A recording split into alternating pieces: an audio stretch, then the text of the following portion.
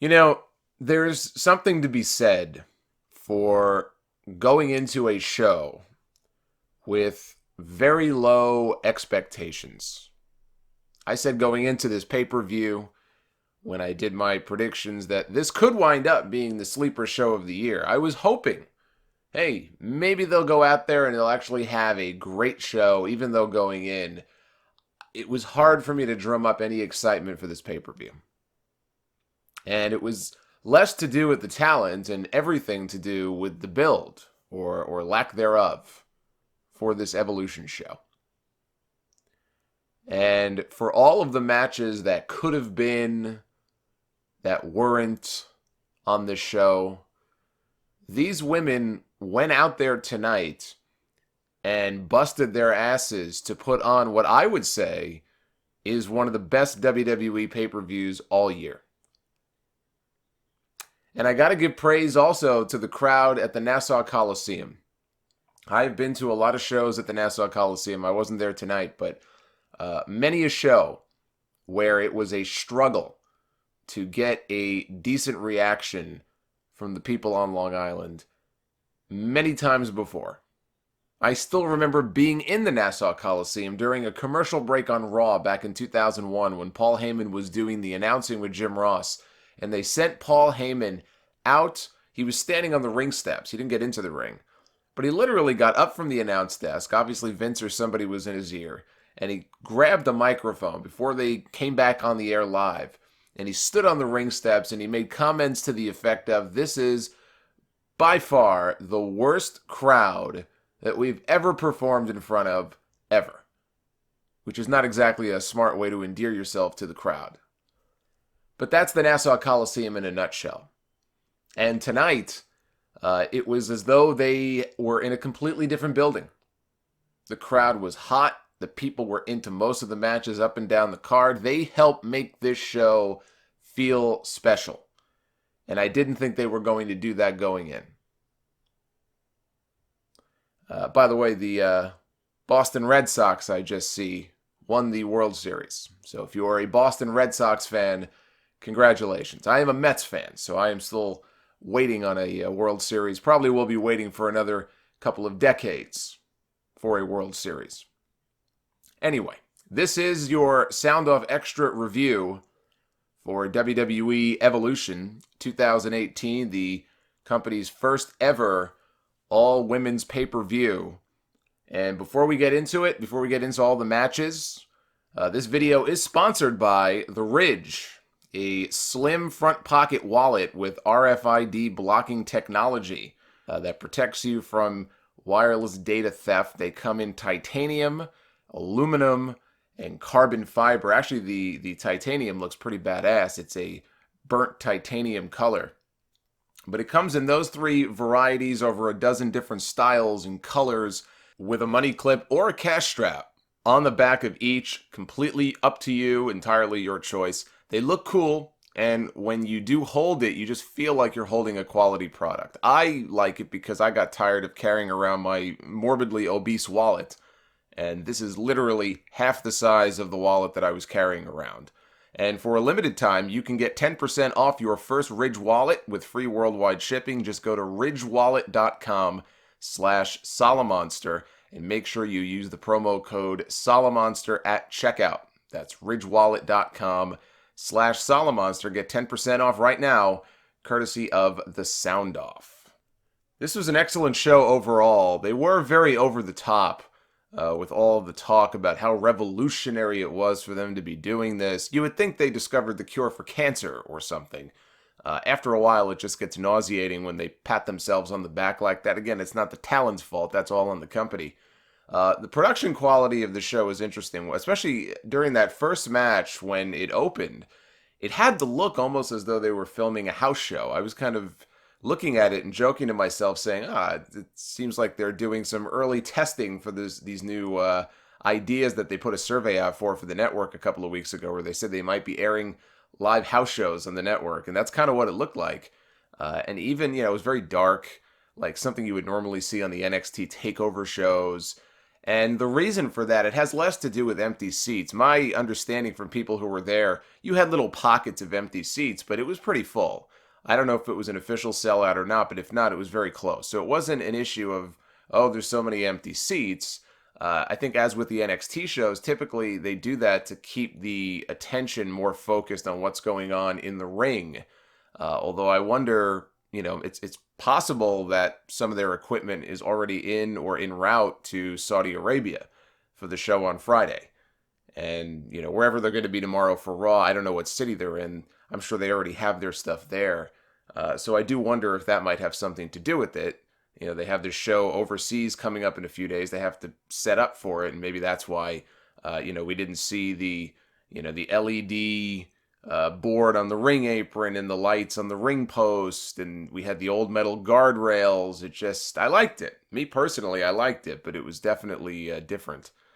They aired a Crown Jewel ad during the show, which apparently did not air inside the arena, and then later they put the Crown Jewel logo up on the bottom of the screen when Michael Cole was running down the card for the pay-per-view coming up this Friday, and it got loud boos from the people in the crowd. And look, I get that the show is 5 days away. It's got Shawn Michaels coming out of retirement for the first time in 8.5 years and all that, but that takes some balls on your first ever all-women show that they love to tell us about this over and over and over again. And on your all-women show, you air an ad for a show where no women are allowed. And so that's... and apparently that show is taking place in parts unknown. Because yet again, as was the case this past week, no mention of the location of the show. Not one mention of the words Saudi or Arabia. So they seem to be of the mindset of, let's just get this over with, and when it's all over, we'll sort of reevaluate the situation. So let's go back to the opening match here. It was Trish Stratus and Aleta against Mickie James and Alicia Fox. They did have Alexa Bliss out there in their corner. Alexa was injured. She suffered a concussion about a week ago, and she has not yet been cleared. Oddly, and this is not something they normally would do, Alexa did get involved at one point during the match. She got a little bit physical. She didn't take any bumps or anything, but normally if somebody is concussed, if that is the injury, they wouldn't even let them do that. But she did briefly get involved here. I thought this was a hot way to open the show. Crowd loved every minute of this. When this match started, you would think that this match was such a big deal, and it was the appeal of seeing Trish and Lita. Putting the two of them together as a team was a big attraction for a lot of people. And especially when Trish pointed at Mickie James out on the apron and Mickie tagged into the match. Again, huge reaction to see those two old rivals back at it. Trish and Lita both look good in there, especially given they haven't wrestled full-time in I don't even know how many years. It's been a while. There were some sloppy moments, for sure, in this match. The worst of it being Trish hit a Stratus faction. And Alicia Fox was clearly supposed to break up the pin. She was late to break up the pin. And the referee, embarrassingly, had to hold up the count, and it just looked really bad. They went pretty much right to the finish after that anyway. Lita hit a moonsault, Trish hit the chick kick, and so it was almost like, quick, let's just do this and erase this bad memory of what just happened. But that was pretty bad. But yes, in the end, it was the chick kick from Trish. Trish and Lita get the win. Very smart of them, I think, to open the show with these four women. We had a 20-woman battle royal with the winner earning a future women's title opportunity. We had Naomi, Michelle McCool, Sonya Deville, Alundra Blaze. Each one of these women, by the way, got their own entrance, which I thought was good because it gave each of them a chance, if only for 10 seconds, to shine a little bit. But there was Alundra Blaze, who is probably closing in on 60. And, for 60, looks pretty good. She was wearing the old Alundra Blaze, robe. So she came out. We had Carmella, Zelina Vega, Kelly Kelly, Tamina, Ember Moon, Lana, Maria Kanellis, Mandy Rose, Molly Holly, Dana Brooke, Nia Jax, Ivory, Asuka, Tori Wilson, Billie Kay, and Peyton Royce. See, I'm trying to do like what WWE did. I want to give each woman her own little spotlight here, so I had to run through it name by name.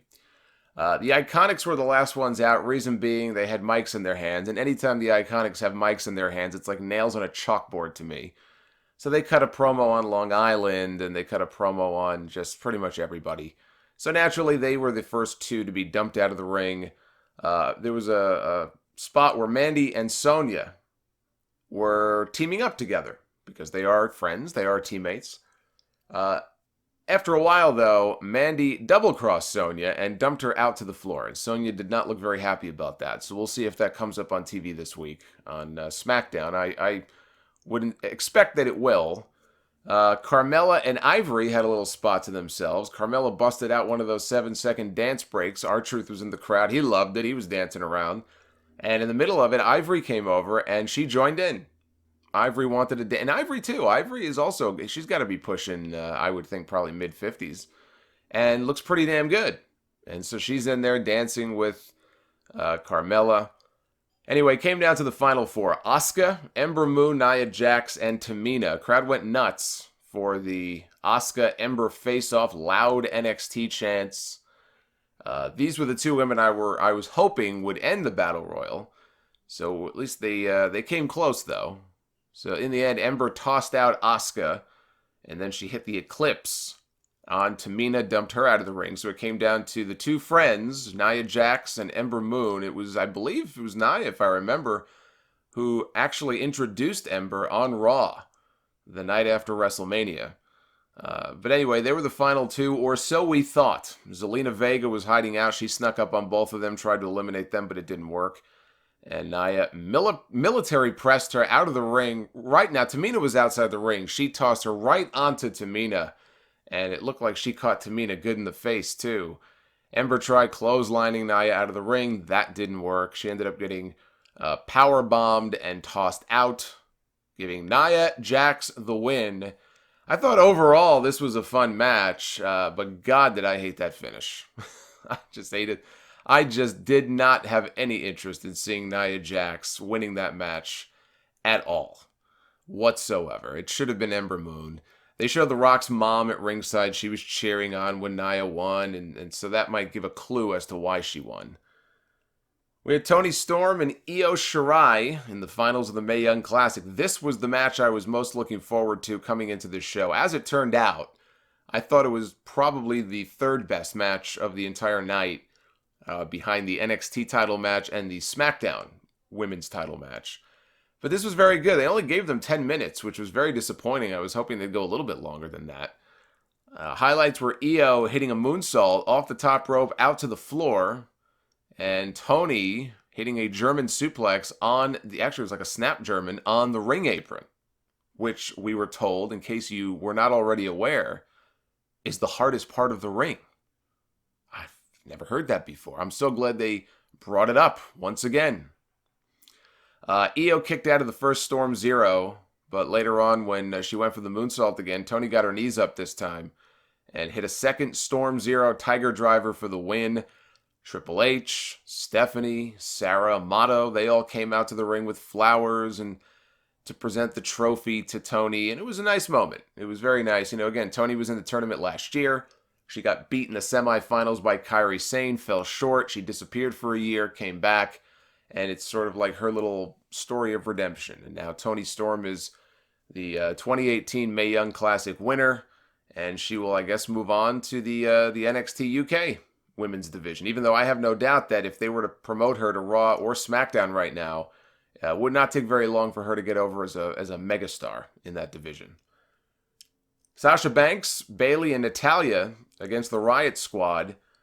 As hot as this crowd was tonight, I cannot help but think what a missed opportunity it was to not have, and forget the fact that Sasha was out the last 3 or 4 weeks. She had like concussive symptoms or whatever. Forget that for a second. I'm going back months, okay? What a shame that this company was so creatively bankrupt when it came to what to do with Sasha Banks and Bayley, the start and stop of their feud, their feud, non-feud, back to non-feud, ridiculously non-funny, waste of time therapy segments, all the nonsense that we've been subjected to with these two now for months. Was the best that they could come up with. And instead, they could have been building that up They could have done a proper turn for either Bayley or Sasha. And by now, they could have done the blow-off to their feud on this first all-women's pay-per-view. They could have had a major singles match together. They could have had the kind of match that Becky and Charlotte had. And would have had a real opportunity, a real chance, I think, to top their takeover match from Brooklyn a few years ago. And instead, they were relegated to a 6-person tag. One that we've seen so many variations of on TV, I've just lost count. Now, that being said, this did turn into a pretty good match here by the end. Natalya applied, or tried to apply, a double sharpshooter to Ruby and Sarah, but Liv Morgan broke it up.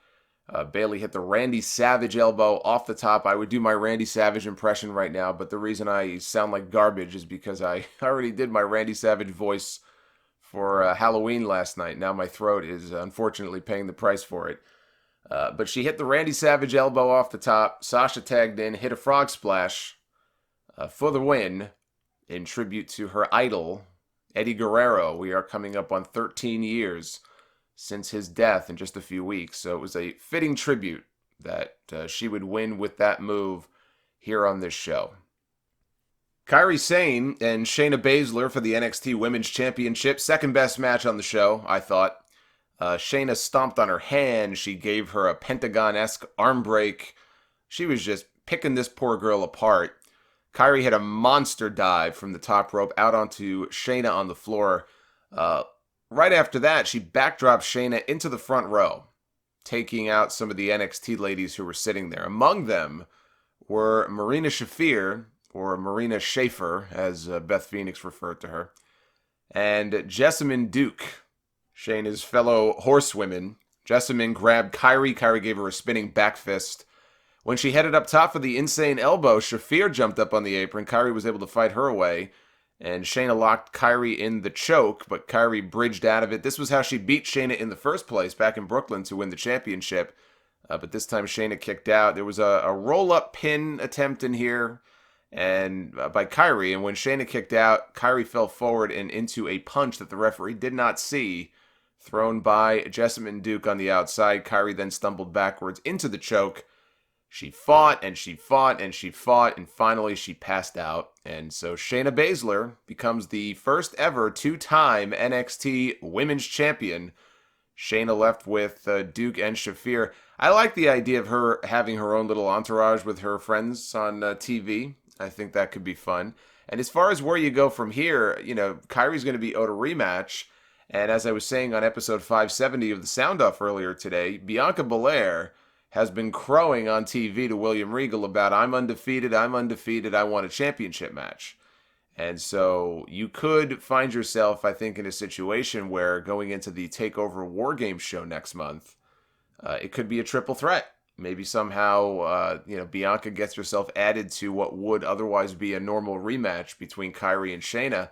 And it could be a 3-way, and it could be, I don't know if they want to take the belt off Shayna so soon after giving it back to her, but I do think that that title has to end up soon on Bianca Belair, and she could be the star of that entire division down there in NXT. No need to rush her up. You know, you put the belt on her in the next few months and let her run roughshod in that division for a good chunk of 2019, I think would be the way to go. Charlotte and Becky Lynch for the Smackdown Women's Championship in a last woman standing match. When this match was over, I tweeted that I believe we just witnessed the greatest main roster women's match in WWE history. I don't know if I would put it ahead of the Sasha Bayley Brooklyn TakeOver match. It's close. But as far as just strictly main roster is concerned, I cannot think of a better women's match that I have ever seen. There have been a lot of very bad women's matches. There have been a lot of good ones. There have been some very good ones, but I can't think of one that felt like a war the way that this one did.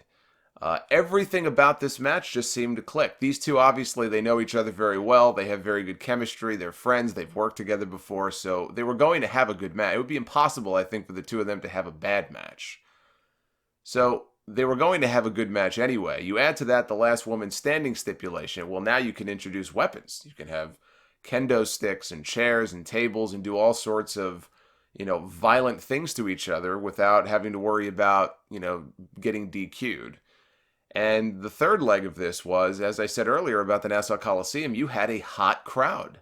This crowd treated this match like it would any other kind of main event on any other, and this wasn't technically the main event, although it should have been, but they treated this match like it was any other, major stipulation match or main event on a WWE pay-per-view. And it was, one of those things where when it was over, I said, how is this not an easy match of the year contender for WWE? So this was an excellent match.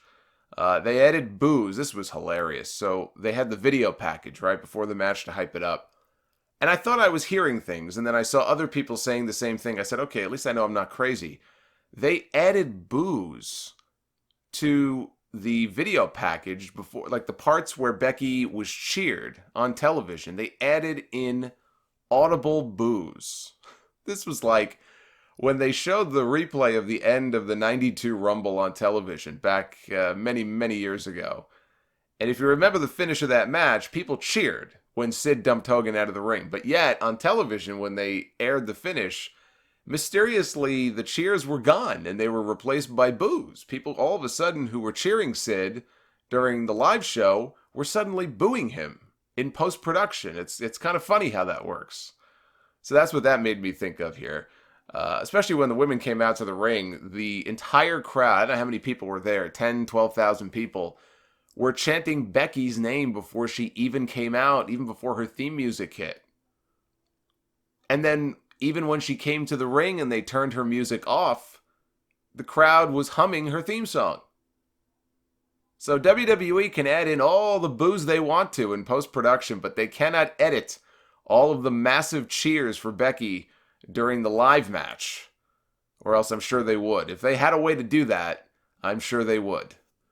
And if they were going to turn down or mute the crowd noise, they certainly didn't hear. So, very vocal crowd. Right away, they were, hitting each other. I think it was Becky took a kendo stick to Charlotte and was just wailing away on her with the stick.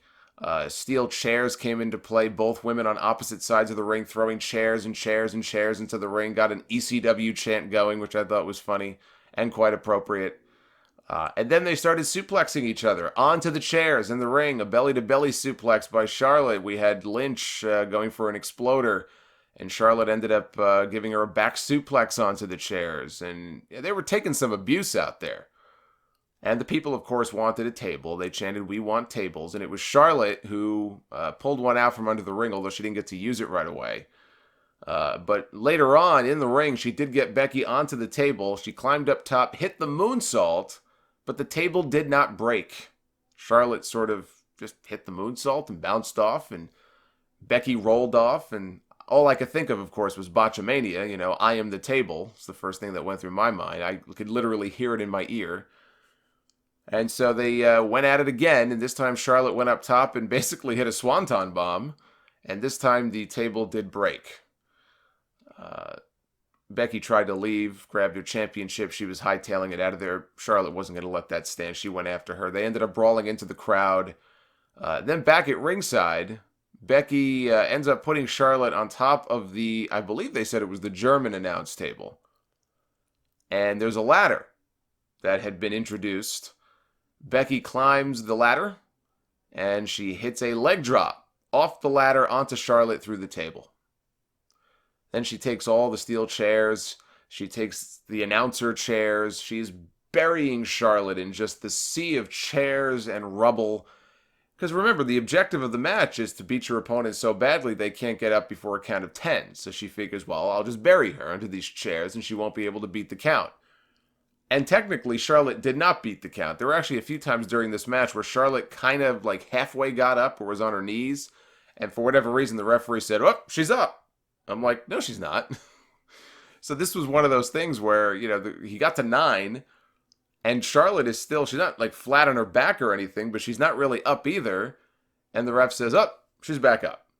And Becky has this look on her face like, I can't believe it. She was shocked. She was dismayed. And then she was running scared. Charlotte came after her with a kendo stick. This all built to a spot where Charlotte tried to give Becky a moonsault. She put Becky on top of a table that was outside the ring, and Charlotte was going to climb up top and hit a moonsault. Well, Becky cut her off. She got up on the apron. She grabbed a hold of Charlotte in a powerbomb position, and she powerbombed her from the ropes down through the table. Big climactic spot of the match. Got some holy shit chants.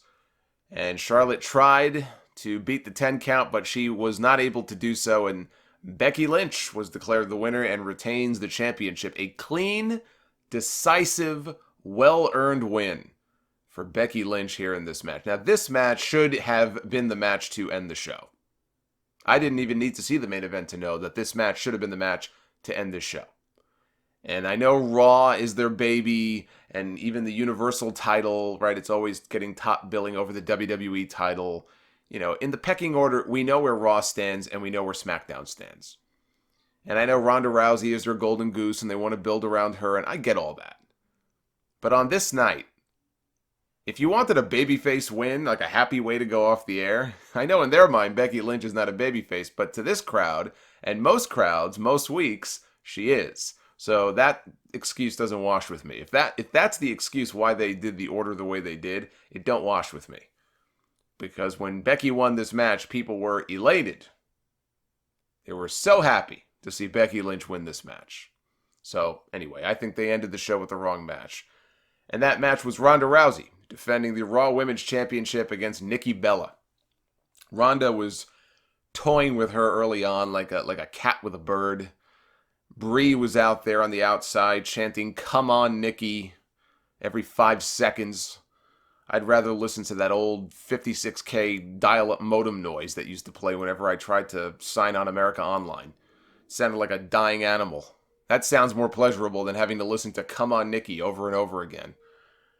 Brie interfered a few different times, allowed Nikki to get the heat on Ronda for a while. 2-on-1 or not, to me, it just kills whatever aura Ronda still has left. When I see her in there selling so much for the frickin' Bella twins, it kills me a little bit on the inside every time I see that. So Ronda finally got fed up with their antics. She got fed up with Brie's crap, and she tossed her over the announce desk. And when she climbed back inside, Nikki hit an Alabama slam and the Rack Attack 2.0 for a very close near fall. Ronda ends up winning with the armbar. In the end, she got the tap out, so at least they got the finish right. It wasn't a bad match, but by no means was it top 2 or 3 on the show. And as far as quality of matches go, if you want to go by that, I think the real main event caliber match of the show was certainly not Ronda against Nikki. We had a curtain call with all the women on stage to end the show. They were all smiling and celebrating together. I think I saw Asuka and Natalya physically holding up Charlotte after her war that she lost. She was all smiles. At least she was kind of like somewhat selling being hurt, unless she's legitimately hurt. But yeah, I know some people aren't going to like that. They're going to look at this and go, "Oh, kayfabe's dead." You know what I mean? Like, kayfabe is, it's like an Elvis impersonator, right? Like, for years, people said, Elvis is alive. Even though, of course, he's not alive. But people say, "I don't know, Elvis is alive." Like Tupac, right? Tupac is alive. They just can't give it up, right? Tupac is alive. It's like, no, Tupac's been dead for 20 years. You like to think that he's still alive. You like to tell yourself that. But Tupac's not alive. Kayfabe has been dead a very long time. People need to let that go. So I was really only looking forward to 3 matches on this show. And all 3 of those matches delivered. One of them in a very big way. There was really nothing bad on the show. When I look back up and down the card, you had, good, very good, and great. There was really nothing terrible.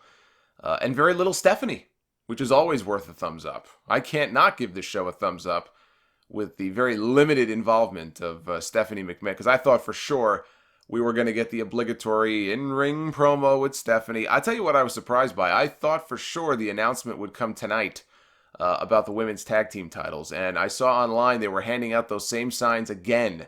They were doing that on Tuesday at the Smackdown tapings. One of our listeners was handed a sign that said, we want women's tag championships. The exact same signs were being handed out at the Nassau Coliseum tonight. So Again, I don't know when they're going to do it. They didn't do it tonight, but whenever it is, the announcement is coming. Absolutely 100% coming. And it's just a matter of when, not if. So I was surprised, though, that they didn't send Stephanie out there tonight. I thought that would be her obligatory segment, and we did not get that. And let me just end this review with this. For months now, we have been subjected to nonstop hype about how revolutionary this pay-per-view was going to be. The fact that they're having this all-women's show for the very first time, even though Impact and other promotions have routinely been doing this for years. When WWE does it, all of a sudden it becomes revolutionary. I could see, I'm an Apple guy. I have an iPhone. I don't begrudge Google people or people who use Android on their phones, and I constantly see the comments whenever Apple makes some kind of new upgrade to the iPhone or the software. Oh, now the iPhone has this, and you'll have the Android people chime in and say, oh, yeah, that would be really neat if, Android didn't already have that for the last 3 or 4 years. And so it's kind of a similar thing here where WWE loves to pat itself on the back quite a bit about things like this, and I just laugh because just thinking of Impact Wrestling alone, they've been having all women's pay-per-views now for many, many years. They might not be as big and extravagant a production as what WWE is capable of, but they love to talk about themselves like they're at the forefront of all of this change. I heard JBL use that word in a television interview last week, how WWE is at the forefront. Again, I don't think that he fully understands what the definition of that word is. So here we are now. The pay-per-view has come and gone. Evolution is over. Where do you go from here? Now what?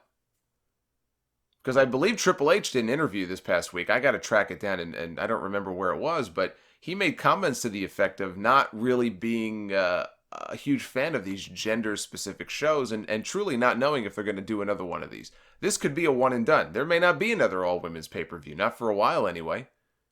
But as soon as Crown Jewel was announced, the date of Crown Jewel coming literally 5 days after this pay-per-view, to me it became patently obvious why this show was even happening in the first place. This show was like an IOU, it was like a make-good to the women for not being able to come over in April for the Greatest Royal Rumble. Now you have a second Saudi Arabia show where the women are not welcome. This pay-per-view was a gift to them. It was like, you cheated on your girlfriend and now you're buying her a car. You're trying to buy your way back into her heart.